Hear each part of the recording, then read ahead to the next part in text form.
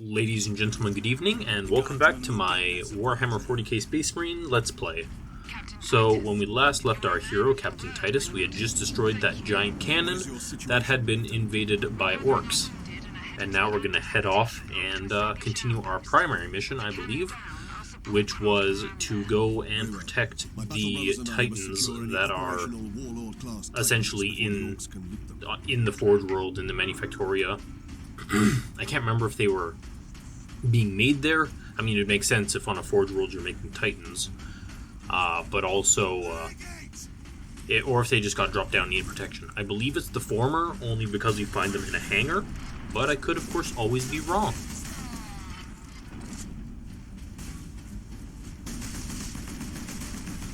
So yeah, again, the biggest problem right now is just we're stuck with two weapons, meaning ammunition is incredibly scarce for us. We do not want to end up in a situation where we only have our bolter and chainsword.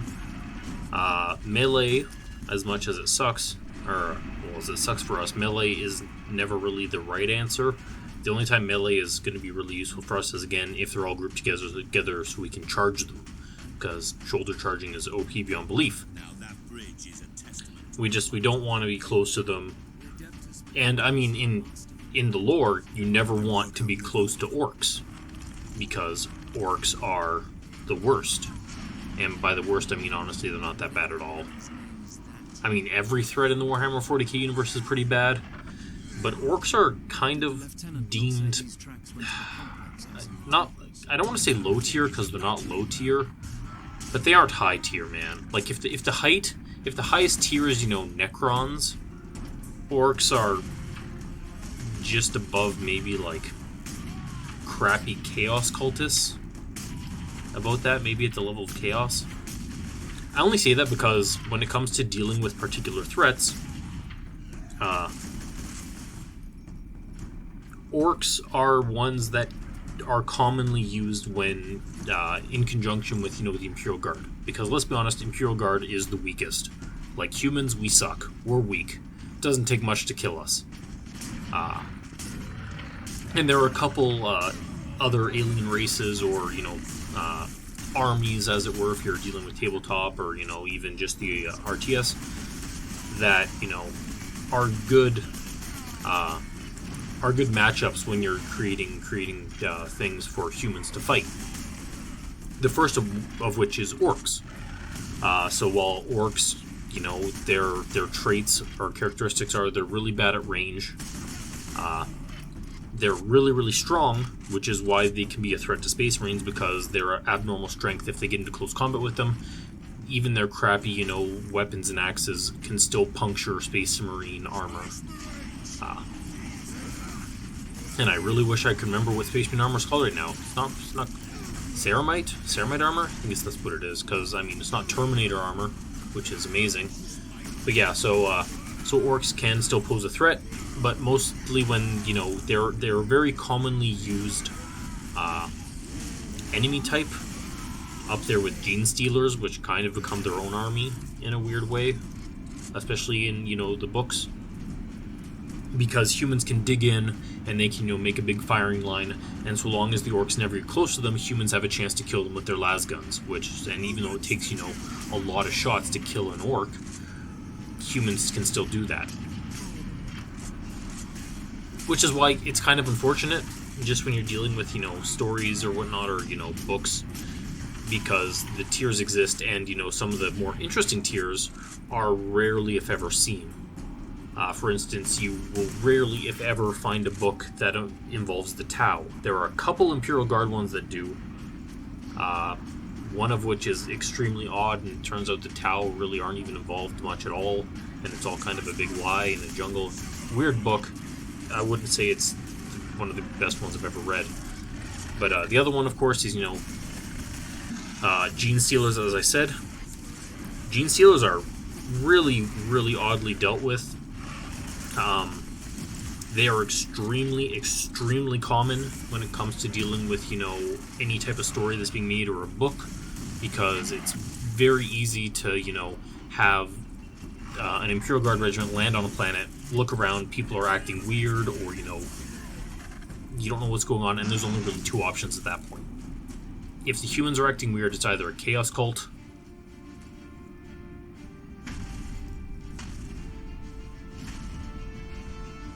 Well, that was an anticlimactic cinematic, but it's either a chaos cult or it's gene stealers. And the weird thing with gene stealers is, I don't say Tyranids themselves, because Tyranids themselves, they generally outclass Imperial Guard by quite a margin, though not always. Depends on, the defenses that can be established. So, but gene stealers are extremely common, but they're really oddly placed. Most notably, a lot of authors like to lean on the tabletop game Space Hulk, which, if you're unaware, is essentially just it's been made into even games on Steam, for instance. So you can play it by yourself if you want. You don't have someone to play with you. But it's essentially a squad of generally Terminators, which, if you're unaware, Terminator armor is just the highest class of Space Marine armor. And it's them on a space wreck, and they end up going up against Gene Stealers, which are their own kind of class of Tyranid unit. Essentially, they're deemed, the scouting class, or, the infiltrators. So they show up, they implant, they capture and then implant their seed, essentially, into the host. Doesn't matter what they are. Could be anything. Could be orcs. Could be humans. It's usually humans because the books are generally written from the perspective of humans, either Space Marines or Imperial Guard.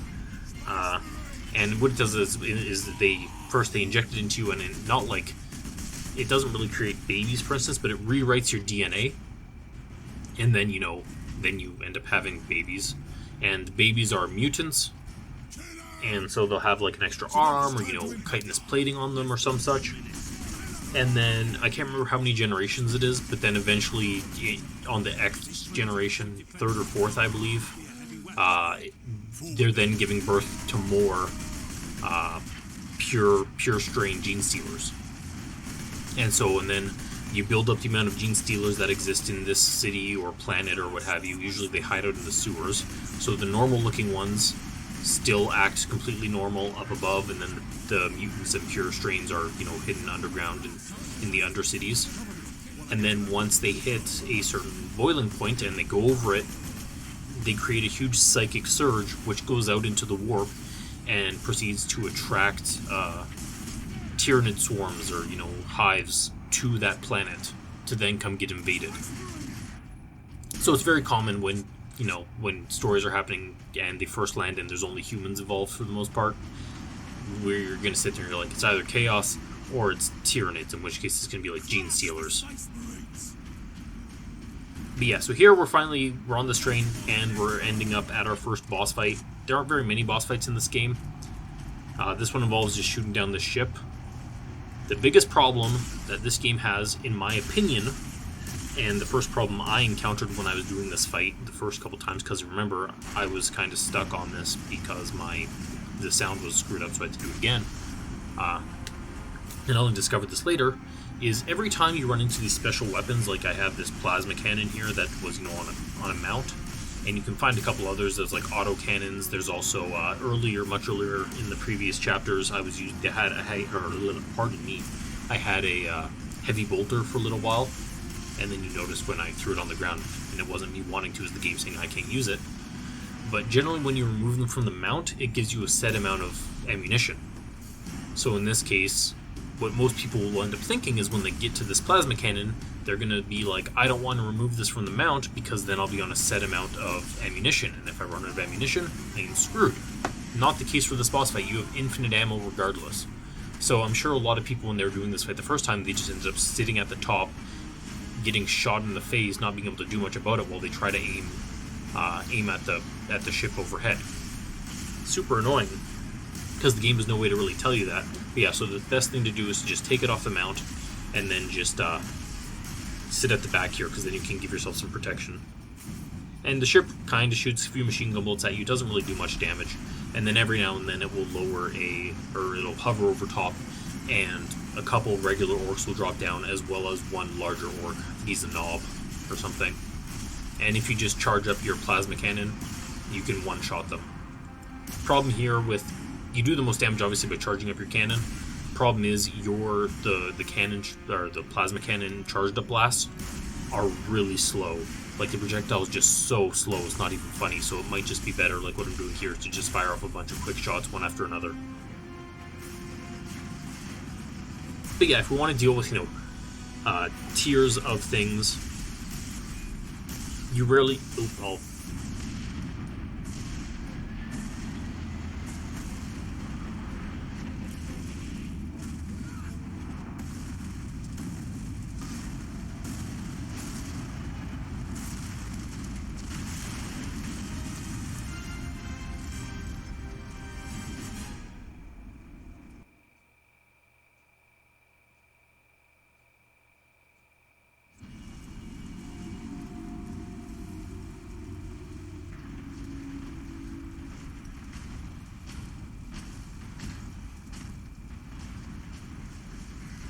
But yeah, so if we're going to just deal with tiers, it's generally all based off of what an Imperial Guard unit can go up against easily. So, you have Orcs, you have regular Chaos Cultists, and then as you start going up, you get, like, Gene Stealers a little bit, and then you get regular Tyranids. You also have... What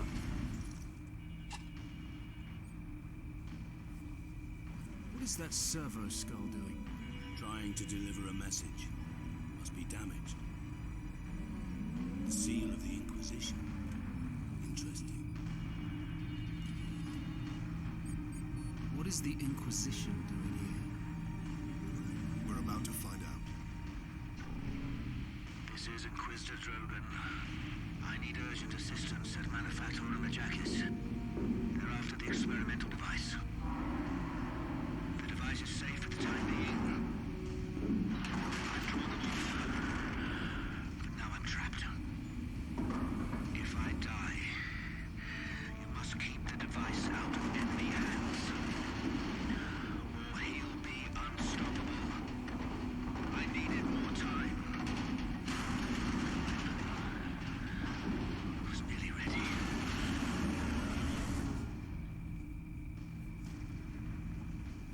An experimental weapon. We need to find the Inquisitor before the Orcs do.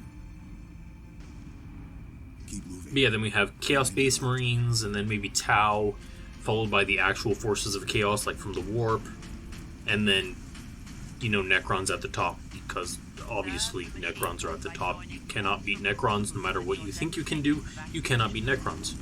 Plain and simple. And I might be forgetting some, but I mean, while I put Orcs at, near the bottom, I will say they're also fan favorite. I mean, Orcs are awesome.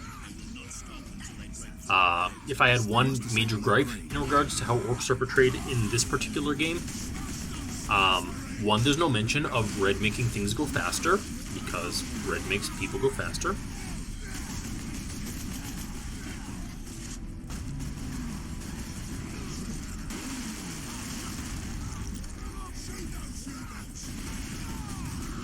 And two, the Orcs are too eloquent, as in, it's too easy to understand what they say. The best way to portray Orcs is to have them a lot just, screamy and, wahing a bunch, and just calling things humies. Really, when you come to actual speech patterns, generally, either the Psyker Orcs are going to, be more eloquent, but also, the actual war bosses. All, the grunt Orcs should be spending a lot of their time just, grunting and yelling a bunch. And so, I mean, that's a really minor gripe, but whatever. But yeah. The only time I personally believe that I have ever seen Imperial Guard be able to face off against the Necrons has been in Dead Men Walking, which, as I mentioned in my book review, was probably the most depressing Imperial Guard book I've ever read. And even then, the only Imperial Guard regiment that could have possibly done as good as it did against Necrons was the Death Corps of Krieg. I'm pretty sure they're called the Death Corps of Krieg, because I always want to call them the Krieg Death Corps, because I think that sounds a lot better. But they're the Death Corps of Krieg. They're pretty much those, like, German army-looking guys with the gas masks and what have you. If you ever read their lore, which, going onto the Warhammer 40k Lexicanum and just checking out random stuff for lore is always a lot of fun. They're amazing. Pretty much their entire thing is that Back in the day, they ended up going and, they revolted against the Emperor, and, or like half the population revolted against the Emperor, and there was a huge civil war that was taking place on their planet, and the hero of the Loyalist side pretty much came up and was like, "No, what? You will not win. I will never allow you heretics who have forsaken the Emperor to win." So he pretty much just nuked the planet to death. Just nuked it to beyond measure. Like, nothing exists. And that ended the Civil War. And essentially, the people from Krieg ended up needing to, I think they live underground because the top is, irradiated and just super, deadly and what have you. But they are the most pious people known to man. Their entire goal in life is to die for the Emperor. What they want beyond anything else is to literally just go forward and die for the Emperor. So when they get ready, to raise a new regiment or what have you, or a new army to go off to fight the enemies of mankind, what ends up happening is, "Oh God, I'm dying here. Please, no. Thank you." But what ends up happening is the ones who are approved to go face off need a bit of experience, right? And so what they do is they have essentially mock, and heavy air quotes here, mock battles. So the failures, the ones who are not approved, pretty much, get told, "You're going to go out here here's your battle plan. We're going to go out onto the surface and we're going to, dig in our trenches, what have you," and they get the crappiest equipment known to man. And then the ones who are actually going to go out there into the universe to go fight for the Emperor, then fight against them. And the whole point of the army who's going up against the real soldiers is to die. And pretty much all of them sitting there, their goal is to just make it as far as they can. So there's a short story, and I'm sure it's in one of the short story omnibuses, whatever you want to call them, that exist. And it's about one of these failure Krieg soldiers, and about how his entire goal is to live as long as possible in order to do his part for the Emperor, so that his death, is the greatest death that he could achieve for the Emperor. Now it ends up being, a bit different because there's spoilers, somehow a Tyranid on the planet, spoilers, but yeah, and you can just hear it. They just have, announcements over these giant, speakerphone things saying, "Okay, now anyone who's still alive, now retreat to the next firing line or the next trench or what have you." But spoilers, the end point for them all is death. They're going in there knowing that their job is to die to their Krieg soldiers who are actually going to go fight for the Emperor, and they're fine with that. And what's more is that they don't talk. You can almost say they have no personality. They're pretty much the most robotic people ever, but they're also the most hardcore. And yeah, they end up going up against the Necrons, and it turns out that they are the best equipped in order to fight the Necrons, because the Necrons are just, they're so disheartening and they're so freaking scary to go up against that only pretty much the blunted and unfeeling deathcore of Krieg are the only ones capable of fighting against them. And all of their strategies, and the strategies that work the best against the Necrons, which is, spoiler alert, give people as many meltas as you have to just melt them, because if you don't melt them, then they can repair themselves or teleport out to then repair themselves to come back later, and meltas are essentially the best thing they've found to stop them from being able to regenerate, is they give as many as they can, they give as many as they have to the soldiers, and then they surround them with just other soldiers who are essentially their meat shield, who are just there to block as many bullets as possible, which doesn't turn out very well because, as we all know, Necrons use, I like to say Gauss, but I know it's Gauss, but they use, their Gauss flares, which just literally disintegrates people. And if the guy with the Melta ends up, getting goused and dying, the person closest to him picks up the Melta and keeps going, and they just do that till they're all dead. Either the Necrons or the Krieg. And spoiler alert, it's generally always the Krieg. In fact, the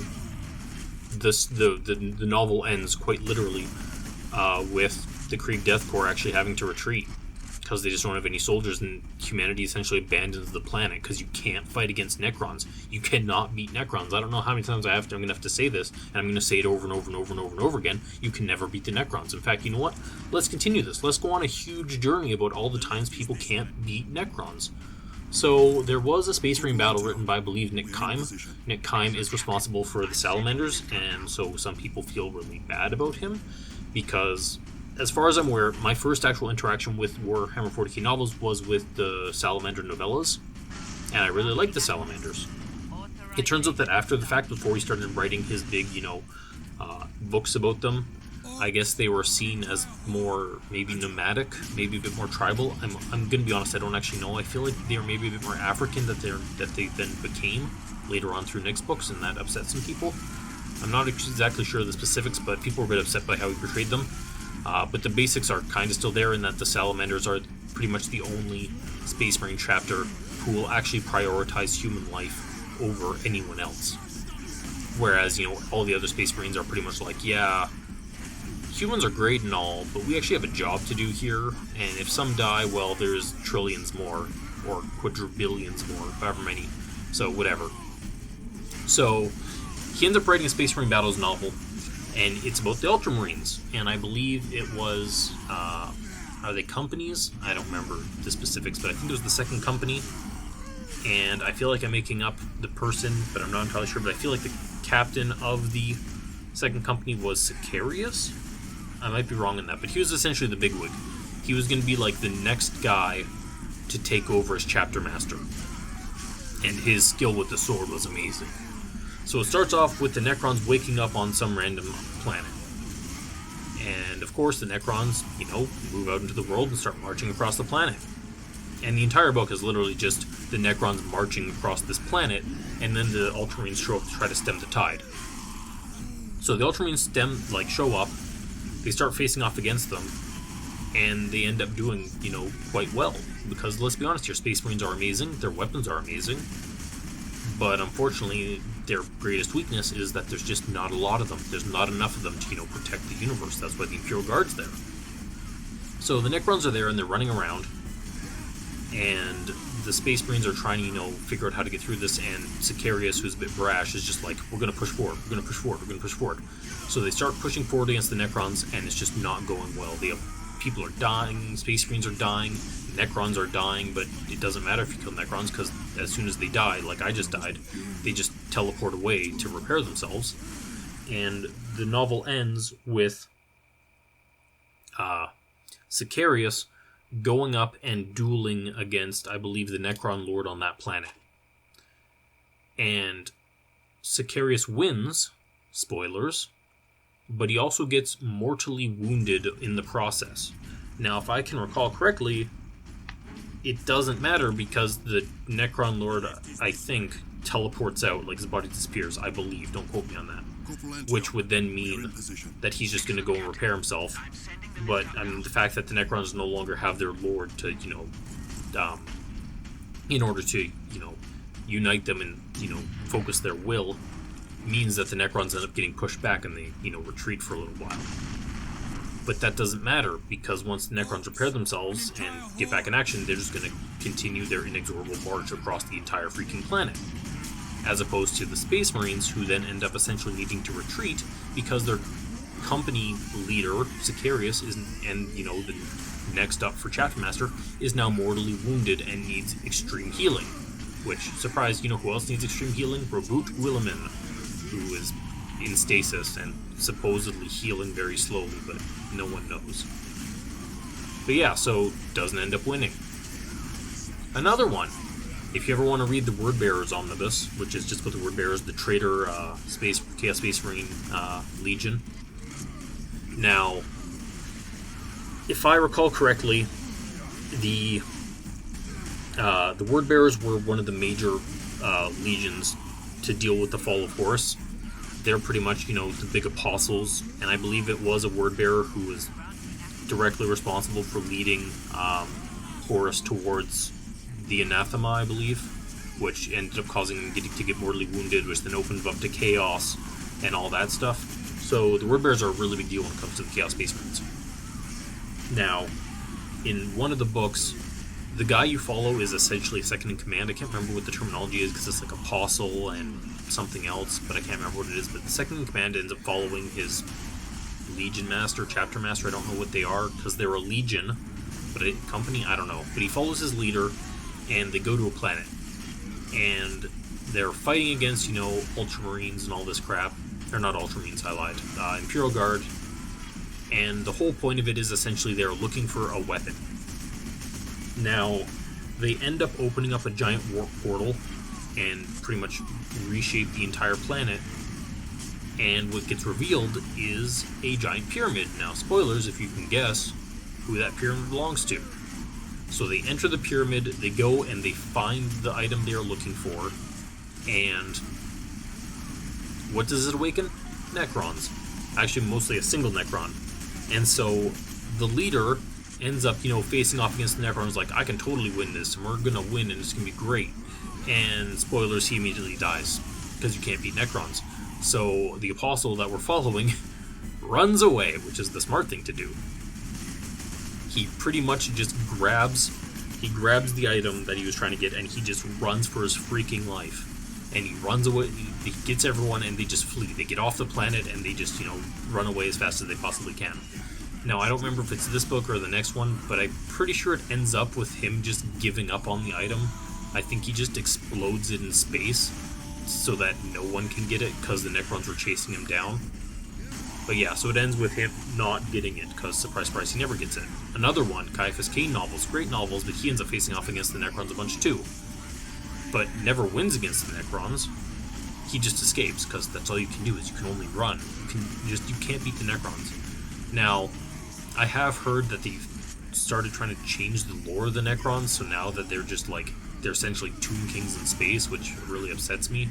So they're just, Egyptians now, which is bad. I think it's bad writing. I think it's stupid on their part.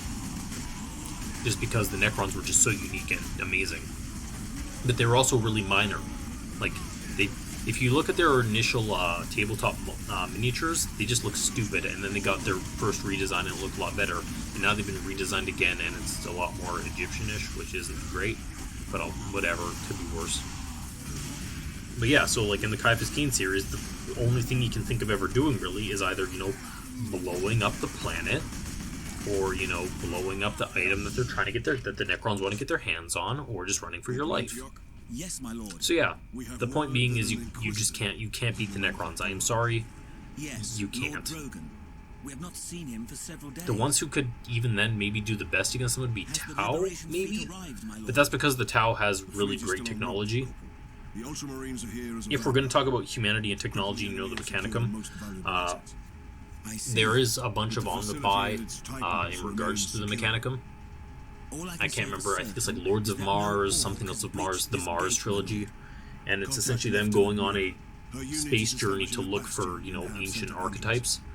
And essentially what it is they're pretty much like templates for how to build certain weapons and whatnot. Now, I'm going to be the first here to admit that I don't have the whole lore of Warhammer memorized, and when it comes to stuff that isn't 40k, I'm going to be a lot worse with it, and by that I mean like we're talking about like what happened in 30k or something, because you have like the Dark Age essentially in Warhammer. So if what I recall correctly, and I'm sure a lot of this is vague and I'm sorry about that, but there ended up being like a great big schism that formed between certain factions, and there was just a civil war that ended up occurring, and a lot of the tech that existed at the time was essentially filled with a virus. Now, I don't remember if this is like the Age of Apostasy. It had a name, I can't remember what it was, but essentially what this means is that a lot of old technology that existed, like I believe, for example, the Thunderhawk gunship, the templates for making those, I think those are now lost too, but don't quote me on that, I can't remember. But there's a lot of old templates that are now lost, and they want to find them. But the problem is that even if they do find them, the tech priests have no way of knowing if, it's infected. And because tech priests themselves are mostly machine and, they use binary as their to speak, as it were, it's highly likely that they could then get infected and just, kill everything. Because no one knows what these viruses can do. Because it's lost knowledge and no one knows anymore. So anytime any templates are found that can be used, they're actually highly sought after, and people will try anything to get their hands on them. So it's a big whole thing. Also there you just saw a Titan. I don't have tons of Titan knowledge, if we're going to be really honest. I know there's like Warlord class Titans, and I can't remember if that's the biggest one or whatever, because there are varying levels of Titans. The biggest ones essentially come with their own shield generators, much like, starships, so they can literally encompass their entire bodies with force fields to stop attacks, so they're pretty much just invincible. And a lot of them have, the largest ones essentially have like giant cathedrals just on their shoulders, which can carry, all their praetors or text priests or whatever they need to have there, which is hilarious. And yeah, so our goal here is to protect them because they are, as I said earlier, they're just the highest point of military technology that really exists. But I didn't mention this because I got caught up with my Necron rant, but our goal here, if you're unaware, is we came into contact with that servo skull which was looking for a living person, and it was a message from an Inquisitor. And what this Inquisitor was doing here, we don't know. Was he Ordo Biologist? Was he Ordo Hereticus? Was he Ordo Malleus? We don't know. Chances are the Space Marines wouldn't know either, because, again, it's very vague when it comes to Chaos. Like, do the Space Marines know of all the distinctions between them? I don't know. You don't know. It's very odd. They know some... You'd assume they'd know some stuff, because most Space Marine chapters know of the Death Watch. And if you're unaware of what the Death Watch is, and I hardly recommend, there's a couple novels that are written about the Death Watch, and there's also some short stories. But the Death Watch, much like the Ordo Malleus has the Grey Knights, the Ordo Xenos has the Death Watch. Or I believe it's only Xenos, but I can't be entirely sure about that. Don't quote me on that. I feel like it's only the Ordo Xenos, but I could be entirely wrong. But the Death Watch are essentially a group that belongs to the Inquisition that is built up only of Space Marines from different chapters, and it's essentially Space Marines that have served with distinction are awarded the honor to go and fight for the Inquisition for, I think it's 100 years. And they go on top secret missions in their kill squads to accomplish, feats that normal Space Marines can't even accomplish, and they go on missions for them.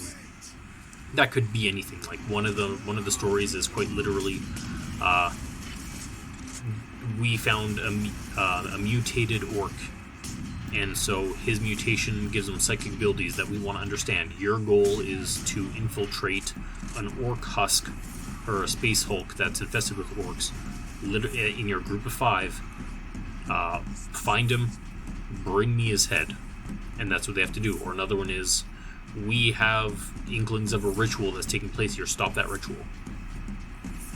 So they must have some knowledge of Chaos, which is one of the biggest flaws with Warhammer 40k, as I mentioned earlier. Like, there's no real way to know whether or not people know of Chaos or not, which is really odd. Like, the Caiaphas Cain novels try to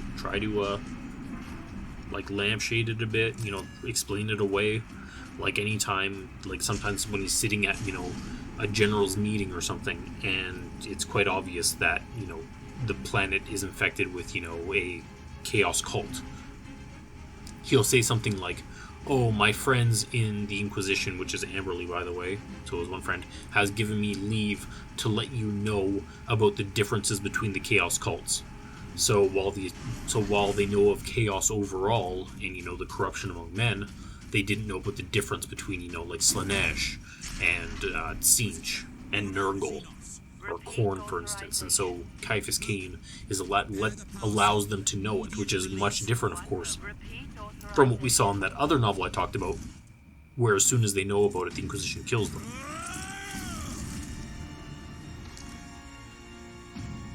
Inquisitor Drogon? I am Drogon. And you are? Captain Titus of the Ultramarines. We received your distress call, but you seem to have weathered the enemy's attack.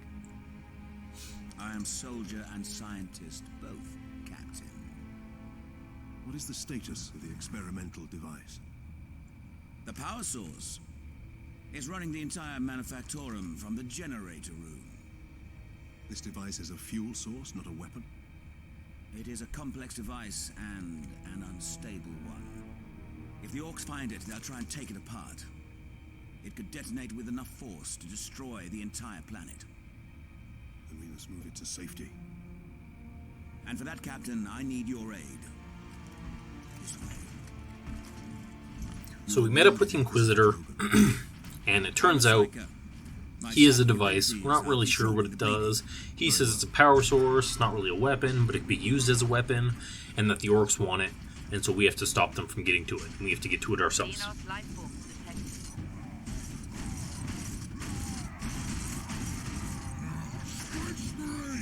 You try to steal my Titans? Steal my loot? I'll rip your guts right out your throat! The orc himself. I'm gonna put your head on a spike, Space Marine! And clearly nothing works against him yet, but yeah, so we need to, stop the orcs from getting to that power source, because orcs, for whatever reason, I can't remember if it's Gork or Mork, they have two gods, Gork and Mork, but one of which is more technology inclined, but somehow the orcs, bizarrely, also I got caught there on an invisible wall, good for me, are really great with technology.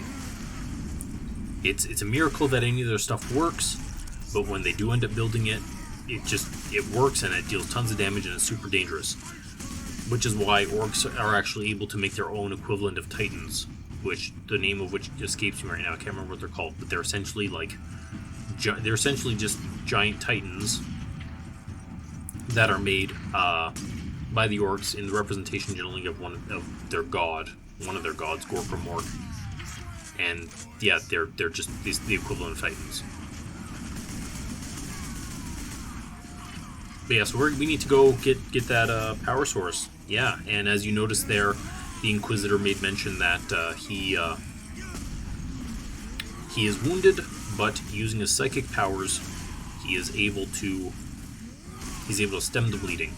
Now I can't recall if every single Inquisitor is a psyker. It's extremely common for every single Inquisitor to be a psyker, but I don't know if it's a requirement, and I can't remember. I feel like it's not, but it's just commonly done that Inquisitors can use psychic abilities. For instance, I don't think Amberly is from the Kaifuskane novels, I don't think she's a psyker. She has psychers on her team, but I don't think she's one herself, and I think she's part of the Ordo Xenos, so it might just be that the Ordo Malleus is guaranteed psychers. The orc has a scent for us now. Damnable creature. But yeah, so clearly he has psychic powers, which is when he can channel the warp, and the warp is essentially where chaos lives. All the chaos gods and all that, including the fifth never talked about chaos god. I can't remember whose name I can't remember. Also, we finally got the plasma pistol, which is an upgrade of our chain pistol, and it's just as scrappy and honestly rarely ever going to get used. But we must get to that lift. Yeah, spoilers, there used to be a fifth chaos god. I can't remember what they called it, but it kind of got retconned out. It just doesn't exist anymore, kind of like Chaos Dwarves used to be an army, not anymore. Or like there's another word for dwarves and I can't remember what it is. My boys want to give you a proper greeting.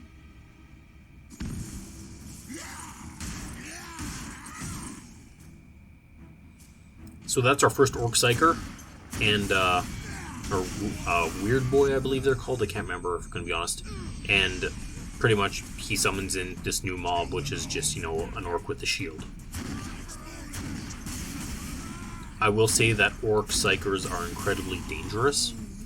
Not common at all, which is really nice, but they are extremely dangerous. There is a Kaifuskane novel series where it turns out that somehow an orc Wa had gotten their hands on a bunch of orc psychers and they all worked together in order to pull ships out of the warp prematurely in order to ambush them and destroy all the ships. And it worked amazingly well. And humanity as a whole was ill prepared for it. They weren't ready for it because humans as a whole just assume that orcs are, stupid brutes, which, while kind of true, they're also extremely dangerous. Now, if we're going to go back to the very, beginning of 40k lore, there's a lot of stuff, and it's been a long time since I've read it, but I believe that the Eldar were responsible for making the orcs. Either that or the orcs were fabricated in order to fight off, I believe, the Necrons, or the Tyranids, one of the two, I can't remember which. But they were made, the orcs were literally made and manipulated in order to fight off some threat, and I can't remember what that threat was. A byproduct of the device's functioning. Much like the Necrons were initially people who lived close to a star which gave off such radiation that it pretty much killed them with cancer in like 20 years or some garbage, and they sat and worshipped the Nightbringer and the Deceiver, the Catan, whatever they're called. And then eventually they prayed to them to such a degree that eventually the Catan pretty much were like, hey guys, come over here and, belong to us. And then they transferred all their consciousness into the Necron bodies that we now see. And then they went to sleep for X amount of thousands of years, only to start waking up now. Brothers, guard the access points. But also, for some weird reason, while they transferred their consciousness, it was also this weird situation where the lore isn't sure whether or not they have personalities or not. All the regular foot folk have no personality, but they've started making it that the lords kept their personalities in check. So the higher ranking Necrons have their personalities, but no one's really sure how that's all gonna stay or not. They kind of tried to make it so that flayed ones are essentially faulty Necrons. They're Necrons who miss having bodies. They miss their blood and skin. So anything they come across, they kill and they skin it and drape it over their body. So while they don't necessarily have personalities, they do still have, the desire for flesh.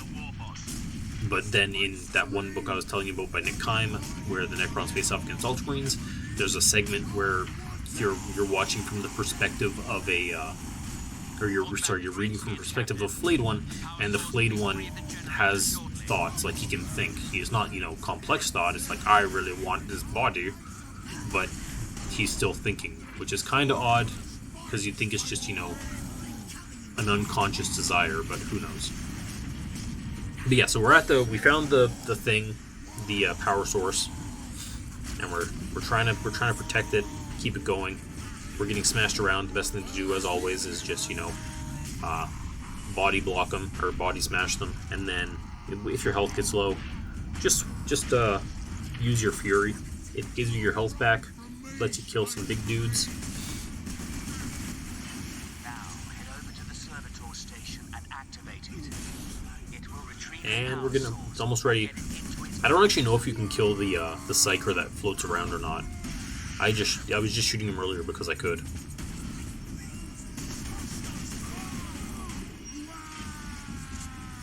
Oh dear. Anytime now. Yep, I see it. I will say it is nice that they give you the checkpoint system.